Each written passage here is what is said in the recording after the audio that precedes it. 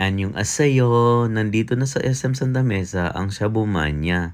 Ito ang kanilang mga pagkain. May pork bulgogi, may chicharap, toboyoki, salad, iba't ibang salad.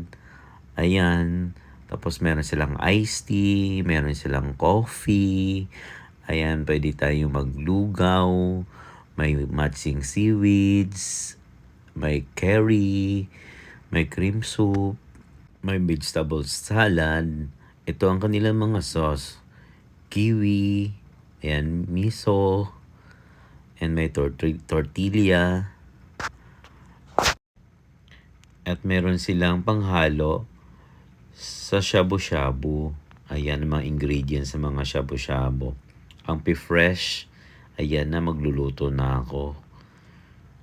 Halo-halo natin ang ating shabu-shabu.